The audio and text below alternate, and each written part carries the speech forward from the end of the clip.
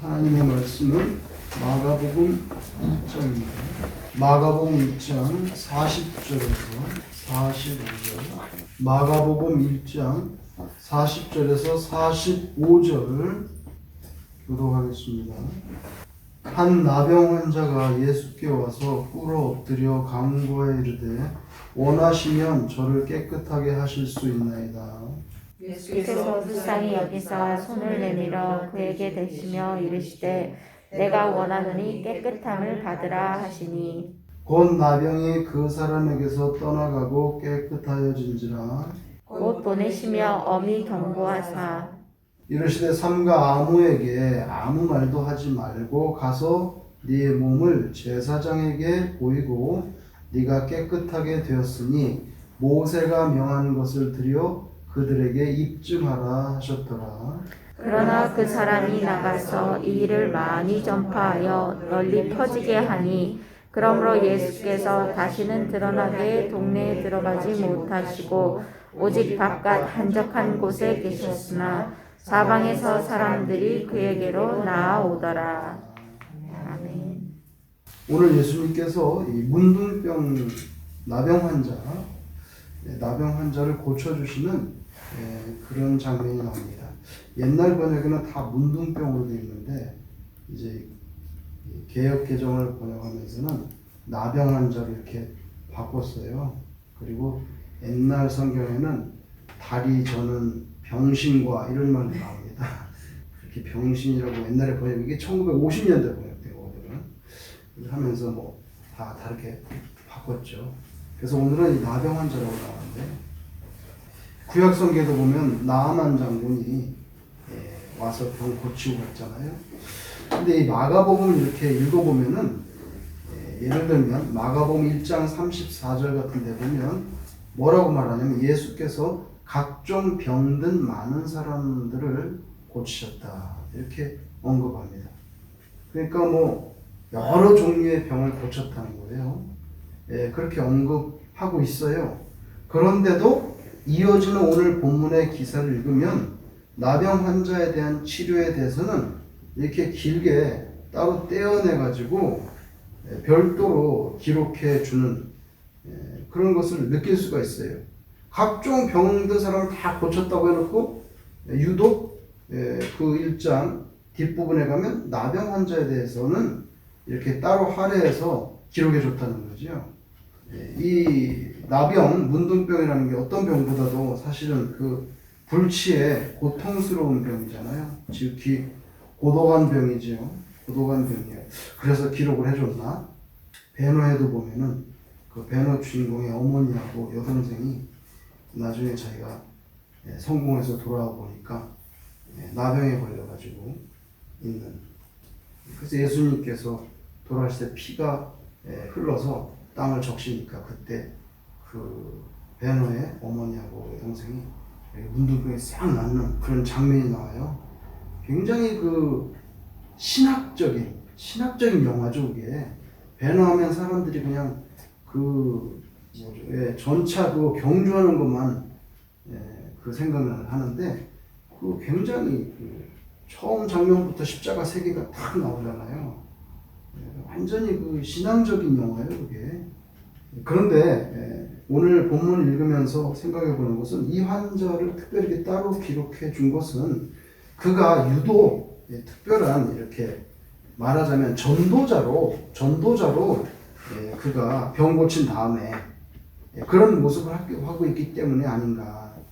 만약에 여러분 우리가 마태복음, 누가복음, 요한복음도 있는데 그런 다른 복음서가 없고 만약에 마가복음만 있다고 하면 우리는 다행스럽게도 복음서가 4개나 있어요. 그래가지고 읽을 때 이걸 막 교체해서 읽으면 굉장히 도움이 되는데 만약에 다른 복음서가 없고 마가복음만 있었다고 하면 그 마가복음 쭉 읽어보면요. 예수님의 사역을 예비한 세례 요한을 제외하고는 예수님에 대한 최초의 전도자가 바로 이 나병 환자입니다.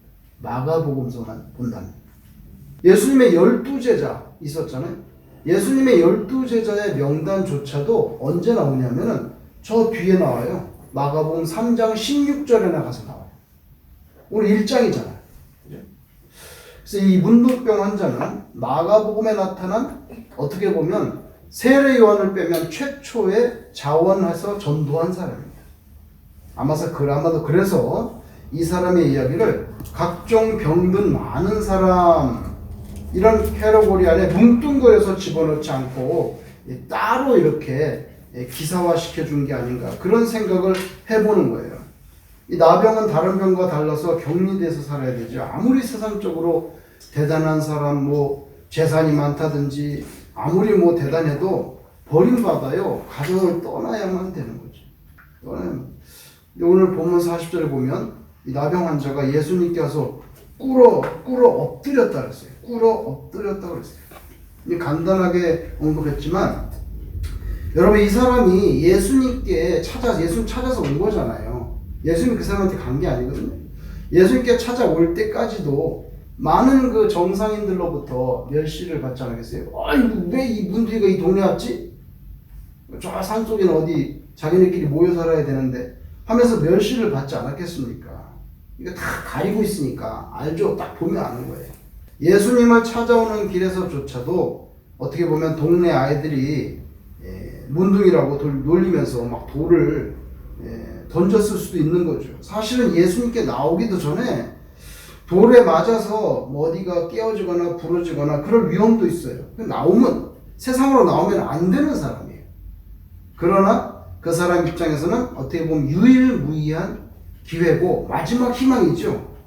예수님 앞에 나가서 내가 무릎을 꿇고 간청하면 내가 이 지긋지긋한 문둥병에서 고침을 받을 수 있겠다. 왜냐하면 이 사람이 예수님이 많은 병자를 고친다는 소문을 들었거든요. 어떻게 보면 마지막 기회예요. 그리고 과연 이 전염병인 나병 환자 같은 나에게도 그 나사렛 예수라는 분이 따뜻하게 대해줄지 아니면 내쫓을지 자기를 그것도 미지수인 거죠. 사실은 다른 병들은 모르는데 나는 전염병이잖아요. 과연 그 나사렛 예수라는 분이 나를 따뜻하게 맞아서 병을 치료해 줄 것인가 그런 생각도 하면서 나오지 않았겠어요. 그래서 예수님 앞에 나간 것 자체가 예수님 앞에 나와서 무릎을 꿇기까지의 그 시간 그 과정을 우리가 생각해 보면 그것도 대단한 결단과 각오였을 것이다.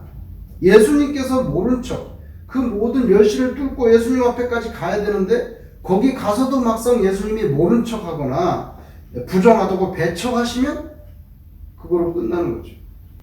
사람들에게 멸시와 또 돌에 맞을 각오를 하고 찾아오는 길이에요.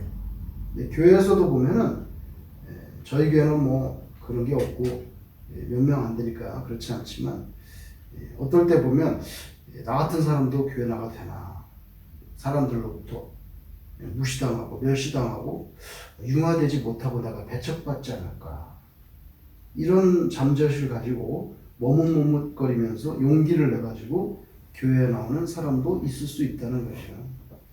장애가 있다든지 옛날에 보면 그런 분들이 있어요. 쭈삣쭈삣하는 거죠. 그렇지만 오늘 본문의 주님을 보면 이 나병 환자를 그냥 받아주시고 자기를 깨끗하게 해달라고 간청하는 그 사람을 치료해 주십니다. 깨끗해졌고 정말 새로 태어난 육체같이 온전하게 됐죠. 고침을 받고 나서 그가 한 일이 뭐냐? 오직 한 가지. 예수님이 자기를 고쳐주셨다는 이 사실을 계속 그 동네에서 전파하고 다닌 거예요. 그죠?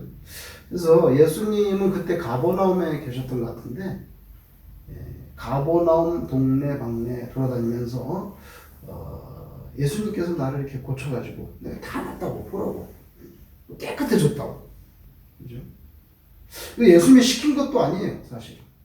그리고 44절 같은 데 보면 심지어는 예수님 뭐라고 말씀하셨어요? 삼가 아무에게 아무 말도 하지 말고 가서 네 몸을 제사장에게 보이고 네가 깨끗하게 되었으니 모세가 명한 것을 드려 그들에게 입증하라. 이거 왜 그러냐면 구약의 율법에 보면은 나병이 나오면은 누구한테 검사를 받아야 되냐면 제사장한테 가서 검사를 받아야 돼요. 그리고 제사장이 정하다 이렇게 선포해주면 사회로 돌아가는 거죠. 그러니까 예수님께서 나가서 떠들지 말고 제사장한테 가서 너 몸 깨끗하게 나은 거 확인받고 그 다음에 속죄제 이거 다 드리고 그리고 이제 네 가정으로 돌아가라 그렇게 했는데 예수님은 왜 그렇게 말하지 말라 그랬을까요? 우리 같으면은 아이고 우리 교회가 어떤 교회죠? 박혜서 선동님이 해주는 말이 있었는데 무슨 교회라고? 알짜교회 알짜교회라고 했어요. 그게 참 인상적이었어요. 알짜교회라는 말을 썼거든요. 우리 같으면 뭐 알짜교회 아무개 목사가 병 고쳐줬다고 가서 막 플러싱 동네방네 얘기하라고 그랬을 것 같은데 예수님은 삼가 아무에게도 가서 말하지 말고 바로 제사장에 가라고. 왜 그랬을까요? 예수님은요 병 고치는 사람으로 인식되는 거 별로 좋아하지 않으셨어요. 불쌍하고 민망히 여겨서 오병이어 먹여도 주시고 병도 고쳐주시고 귀신도 내쫓아줬지만 예수님이라는 분이 병만 고치는 그런 아주 특이한 예언자다. 그런 식으로 소문나는 걸 별로 원하지 않았어요. 왜냐하면 예수님이 우리를 불쌍히 여겨서 병은 고쳐주시는데 사실 원래 오신 목적은 속에 있는 병, 이 죄라는 병을 고쳐주시려고 왔는데 자꾸만 이거 신유의 은사, 병 고치는 사람으로만 소문나는 거 좋아하지 않았어요. 그리고 또 한 가지가 있어요. 자꾸 소문이 나면 달려드는 사람이 있어요. 그게 누구냐면 바리새인과 서기관들이에요. 조금 과장해서 말하면 예루살렘 중앙정부 종교당국에서 파송하는 종교 경찰 같은 성격을 가지고 있어요. 뭐 이상한 이단이 있느냐? 안식일이 일한 사람이 누구야? 뭐 이렇게 이런 사람들이기 때문에 그 자꾸만 본의 아니게 바리새인들과 서기관들 종교 경찰 같은 역할을 하는 사람들에게 관심을 받게 되면 자기 사역이 온전하게 십자가 지기까지 이루어지지 못하고 중간에 돌맞아 죽을 수도 있는 거예요. 사실은 그런 것들을 다 예수님이 싫어하셨어요. 그래서 여기뿐만 아니라 여러 번 말씀하셨어요. 아무에게도 말하지 말라고 그렇게 말씀하신 게 그거 신학적으로도 굉장히 중요한 그런 이슈예요. 그게 그래서 우리가 신학 배울 때는 그걸 뭐라고 말하냐면 메시아닉 시크릿이라고 그래요. 메시아닉 시크릿이라는 단어 쓰는데 서양 사람들이 다 말한 거니까 우리 한국말은 메시아의 비밀. 왜 본인이 봤지? 내가 문둥병 고친 거 나 메시아야 가서 말해라 이러지 않고 자꾸 숨기려고 하시냐는 거예요. 왜 그러시냐 이거 왜? 그죠? 그래서 아니 예수님의 제자들 예수님 동생들도 드러나기를 원하시면 나가야지 자꾸 이렇게 그런 말씀. 그래서 말하지 말라 그랬는데 이 사람은 어떻게 말하지 않을 수가 있어요? 이거 뭐 보통 사건이 아닌데. 그래서 그냥 동네방네 떠든 거예요. 그래서 소문을 듣고 많은 사람들이 끊임없이 예수님을 오늘 찾아왔다는. 그래서 뭐라고 나왔습니까? 바깥 한적한 곳에 계셨으나 사방에서 사람들이 그에게로 나오더라. 그냥 가서 다 그냥 동네방네 다 얘기 소문을 낸 거예요. 그러니까 하면서 예수님은 피해서 한적한 곳에 계셔도 다 수많은 사람들이 예수님께 찾아 나왔다. 이런 말씀으로 오늘 끝나고 있죠. 문둥병자가 예수님 앞에 나서 무릎을 꿇었을 때 여러분 그에게 예수님께서 침만 뱉지 않아도 상당한 대접입니다. 상당한 대접. 욕설만 일반 사람 같으면 왜 문둥이가 여기 왔냐? 그렇게 그런 말만 내뱉지 않으셔도 대접해 주는 거예요. 근데 41절에 보면 예수님께서 손을 내밀어서 그 사람 몸에 손을 댔다 그랬어요. 대면서 내가 원하노니 깨끗함을 받아라. 문둥병자 만지면 안 되지. 아무도 만지지 않아요. 그래서 회복됐다는 거예요. 보셨어요? 문둥병자? 저는 진짜 딱 한 번 봤어요. 어릴 때. 온 몸을 눈만 딱 내놓고 온 몸을 이렇게 무슨 그 가난할 때니까 막 제대로 된 천도 아니야. 막 온갖 천을 들러가지고 손까지 손 안 보여요. 다 완전히 쌌더라고. 눈만 딱 내밀고 키가 근데 얼마나 큰지 아주 그냥 거인이었어요. 그 사람은 두 명이 저희 집에 찾아왔어. 어머니하고 저하고 방에 둘이 문을 딱 여니까 문둥병자 두 명이 탁 서 있는 거예요. 근데 여기 이렇게 전대 있잖아요. 꼭 중공군이 찾더라고 전대 이만한 전대를 차고 있더라고. 거기 보면 쌀을 주면 여기다 이렇게 담는 전대. 그러면서 쌀 달라고. 그래서 저는 그때 어릴 때 그걸 봤기 때문에 너무 놀랍고 충격이고 무서웠어요. 그리고 그때 늘 듣는 말이 있었거든. 문둥병자들은 어린애들 잡아가지고 뭐 간을 가지고 먹는다는 그런 얘기를 제가 옛날에 들었기 때문에 그때도 벌써 들었어요. 어릴 때 그런 거 보면 문둥병자가 상당히 많이 돌아다닌 거예요. 소록도만 있었던 게 아니라 그런 얘기 들었기 때문에 너무 놀랐어요. 우리 어머니가 쌀을 줬는데 조금 줬어. 우리도 먹을 게 없으니까 잊혀지지가 않아요. 대접이 있는데 대접에다가 이거 뭐죠? 스탱으로 된 그거에다가 쌀을 퍼서 줘야 되는데 너무 먹을 게 없으니까 뚜껑 있죠? 밥 뚜껑에다 쌀을 푼 거야. 어머니가 이렇게 딱 나타니까 가서 쌀을 푸는데 내가 가만히 보니까 뚜껑에다 쌀을 푸는데 뚜껑에 이거 얼마 들어가겠어? 쌀이 얼마나 들어가겠냐고 내가 분명히 봤거든. 그렇게 내미니까 쌀을 받긴 받아줘다가 탁 붓더니 그거를 방바닥에 이렇게 해가지고 탁 던졌어. 그러니까 그냥 밥뚜껑이 스탠드 그냥 팍 튀었죠. 우리가 놀래가지고. 그래서 제가 안 잊혀지는 거예요. 그거를 공기로 퍼서줘야 되는데, 근데 뭐 어머니도 굶고 있는데 되게 어려운 거예요. 어머니도 굶고 있어요. 밥이 없어요. 그래서 제가 성경에서 문둥병자에 대한 말씀이 나오면 그분들이 얼마나 고통스럽고 또 얼마나 분노 가운데 내가 왜 이렇게 고치지 못하는 천병에 걸려가지고 이렇게 헤매고 다니면서 그잖아요. 그런 사람이 오늘 와가지고 예수님께 고침을 받았으니 가만히 있는 게 비정상이잖아요. 가만히 있는 게 침만 뱉지 않고 욕만 안 해도 다행인데 만져주시고 내가 원하는 일 깨끗하게 되라 했을 때 깨끗하게 됐을 때 얼마나 충격이었겠어요. 기쁜 충격이죠. 나가서 그냥 동네 딱 떠든 거야. 예수님이 피해 있었다. 한적한 곳에 가서 좀 숨어 계시면 소문 듣고 다 여러분 우리는 문둥병하고 무슨 관계가 있는가 생각하지만 사실은 우리 속에 나병보다 더한 그런 우리가 죄라는 병을 가지고 있잖아요. 사실 죄라는 병을 가지고 있어요. 그러니까 어떻게 보면 우리가 주님께 침뱉음을 당해야 되고 그래야 되는데 우리가 당해야 될 그 수모를 누가 당합니까? 예수님이 당하십니다. 근데 마가복음을 이렇게 읽다 보면 14장 65절에 가면 예수님이 침뱉음을 당해요. 나옵니다. 예수님 얼굴에 침을 뱉고 주먹으로 때리는 게 나와요. 그 마가복음 14장 65절에 나온단 말이죠. 그 문둥병과 같은 죄인인 우리가 침뱉음을 받아야 되고 우리가 부정한 자니까 우리가 학대를 받고 그래야 되는데 우리를 살리려고 예수님께서 침뱉음을 당하고 주먹질을 했다 그랬거든. 주먹질 그리고 또 뭐 갈대로 막 이마를 때리고 그랬다. 예수님이 그 멸시를 다 당하신 거지.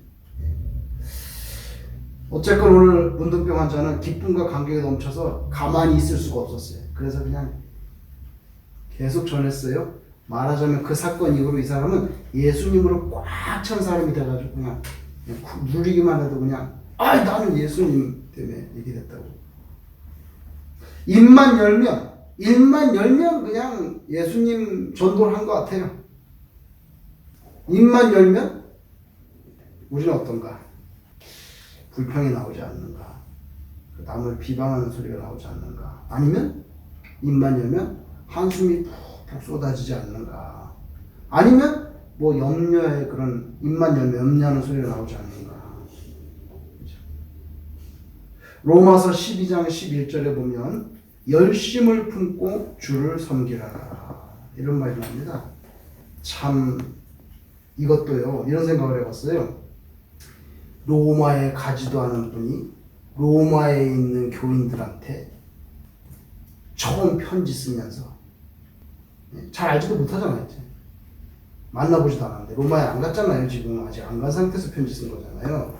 바울 사도가 일면식도 없는 그 교인들에게 아주 과감하게 말씀합니다. 게으르지 말고 열심을 품고 주를 섬기라. 근데 바울 사도는 그런 말씀을 하실 자격이 있어. 본인이 뭐 생명을 내걸고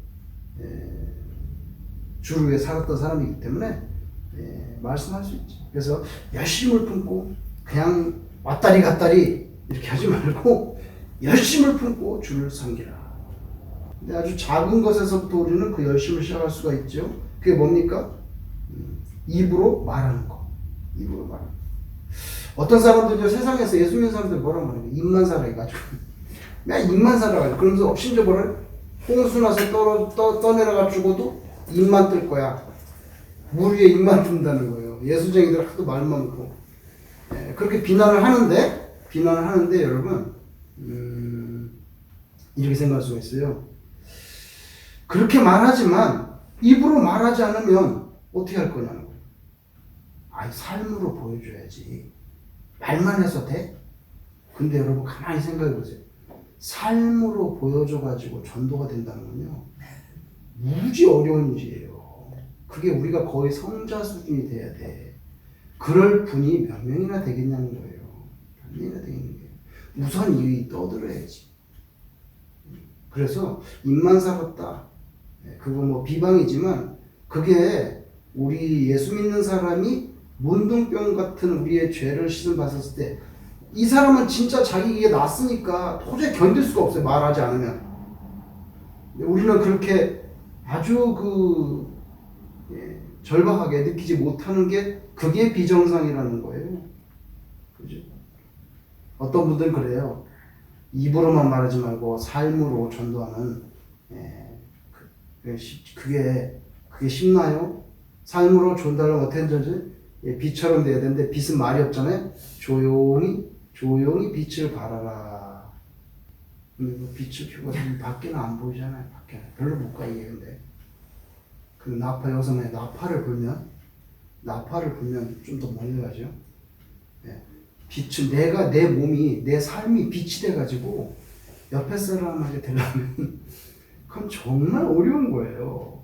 근데 나파를 불어보세요. 빵 하면은, 그래서 입으로 예수님을 전하는 거 무시할 수 없다는 거예요. 실천적인 신앙으로 그거는 생각보다 어렵다는 거죠. 바울 사도께서 빌립보 교회에 편지를 합니다. 2장 11절에 모든 입으로 예수 그리스도를 주라 시인하여. 이게 뭡니까? 예수님만이 유일한 로드시고 예수님만이 진정한 구세주시고 메시아라고 모든 입으로 당신들 각각이 시인하여 하나님 아버지께 영광을 돌리게 하라. 이렇게 말씀을 하고 있어요. 부모 형제가 예수를 모르고 지옥불로 들어가게 생겼는데 우리의 마음이 요동치지 않아. 뭐 어쩌겠어. 뭐 할 수 없지 뭐. 만약 그렇다면 우리가 아는 친구나 친척이나 뭐 일터의 동료나 내 친구가 예수를 몰라서 뭐 우리 기독교에서 보면 어쨌든 간에 지옥불로 들어갈 게 확실한데 그것 때문에 가슴에 격동이 일어나지 않아. 요동치지 않아. 문둥병 환자인데 예수님께 오면 손을 대주시고 깨끗하게 예수의 보혈로 피로 죄라는 병을 씻어주는데 그걸 논리적으로는 알면서 그런데 가슴에 이거 예수님께로 이렇게 모시고 그걸 요동치지 않아. 그거가 비정상이라는 거예요. 그게 비정상이라는 거죠. 자전거를 여러분 배우셨으면 저도 배웠는데 처음부터 균형을 잘 잡는 사람은 없어요. 어떻게 딱 타자마자 똑바로 갑니까? 어떻게 마음대로 아닙니다. 일단 앉으면요 넘어지지 않으려면 계속 페달을 밟아야 돼. 그 방법밖에 없어. 계속 밟아야만, 안 그러면 자전거는 넘어져. 균형 잡기 이거 달리면서 배우는 거죠. 달리면서 배워요. 학교 운동장에 가서 배웠어요. 중학교 때 1학년 때 뒤에서 잡아줍니다. 처음 운전 배우는데 잊혀지지 않아. 염려하지 말고 잡고 있으니까 계속 밟아. 계속 뒤에서 잡고 있어. 밟아. 근데 아이고 넘어지겠어요. 그때 뭐냐면 넘어지려고 하는 쪽으로 핸들을 계속 틀어. 그 말을 듣고 제가 이쪽으로 자빠지려고 그러면 이쪽으로 틀면 안 자빠져요. 그리고 뒤에서 밀어주니까 절대 안 자빠져요. 그렇게 아주 하루 이틀 하니까 싹 배우게 되는 거예요. 그죠? 그래서 계속 페달을 밟아야 돼. 밟지 않으면 자빠지는 거예요. 그죠? 그래서 입을 열어서 전도하는 것들이에요. 신앙의 성숙한 단계에 내가 다 올라선 다음에 내가 좀 잘 믿은 다음에 전도한다. 아닙니다. 하면서 신앙도 잘해요. 내 믿음이 다 견고하게 온전하게 세워진 다음에 내가 남을 섬기겠습니다. 교회를 섬기기 위해서. 아닙니다. 남의 발을 씻기면서 그 겸손한 것을 실천해보는 가운데 나도 잘하는 거예요. 오늘 본문에 문둥병을 고침받은 사람이 그렇게 가버나움 동네방네에 떠들어서 수많은 사람들이 예수님이 숨어있는데도 막 찾아오는데, 그런데 예수님 때문에 죄의 병을 정말 내가 고치고 씻음 받았다고 믿는다면 그러면 조용하게 있는 게 그게 이상한 거 아니에요. 여러분 어쩌다가 스마트폰 집에다가 놔두고 그냥 출근하셨어.